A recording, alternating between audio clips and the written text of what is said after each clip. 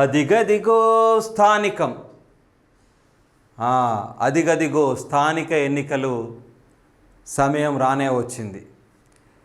దాదాపుగా ఏది ఏమైనా సరే కాంగ్రెస్ ప్రభుత్వము మేజర్గా ఈ స్థానిక ఎన్నికలు అనేటువంటివి ఇంకా ముందుగానే జరిగే అవకాశం ఉండేది. ఎందుకంటే దాదాపుగా కాంగ్రెస్ ఎజెండా ఏంటంటే వాళ్ళు ఏర్పాటు చేసుకున్నటువంటి సంక్షేమ పథకాలు ప్రజల దగ్గరికి వెళ్తున్నాయా లేదనే ప్రధానంగా దాని మీదనే వాళ్ళు ఫోకస్ పెట్టడం జరిగింది.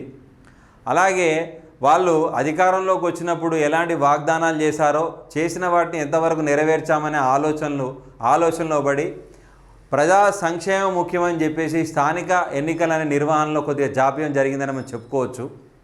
దాదాపుగా మనకందరికీ తెలుసు, దాదాపు ఒక 6 నెలలు 7 నెలల నుంచి ఇది దాదాపు 42 సవరణ బీసీ రిజర్వేషన్ల పైన వాళ్ళు ఏ విధంగా రాష్ట్రం ప్రభుత్వం ఏ విధంగా కష్టపడుతుందో మనకందరికీ తెలిసిన విషయమే.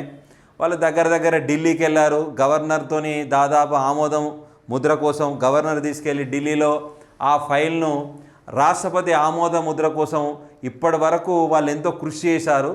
ఎంత కృషి జరిగినప్పటికీ కూడా ఇప్పటి వరకు కూడా బీసీలకు 42 రిజర్వేషన్ అనేది అదనేది ఇంతవరకైతే అధికారికంగా మాత్రం బీసీ రిజర్వేషన్ అనేది పూర్తి కాలేదు. దానికి సంబంధించిన విషయం పైన వాళ్ళు ఇంకా పునరాలోచన చేస్తున్నారు. మరి సరే, మనకు ప్రస్తుతం రాష్ట్రపతి కానీ తర్వాత కేంద్ర ప్రభుత్వం కానీ ఆమోద ముద్ర మనకు రాలేదు. మరి అధికారికంగా రాజ్యాంగబద్ధంగా ఆదరణ అనేది రాలేదు.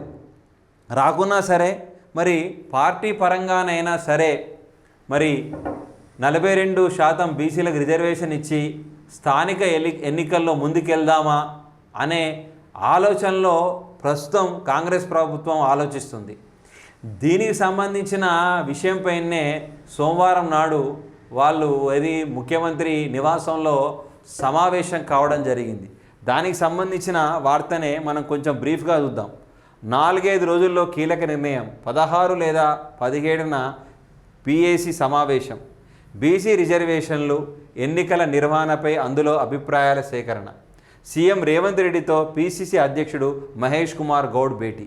ముఖ్యంగా మన ముఖ్యమంత్రి వారి ఇంట్లో రేవంత్ రెడ్డితో పాటు పిసిసి అధ్యక్షుడు మహేష్ కుమార్తో దాదాపు 1.5 గంటల సమావేశం అవ్వడం జరిగింది. ముఖ్యంగా వాళ్ళు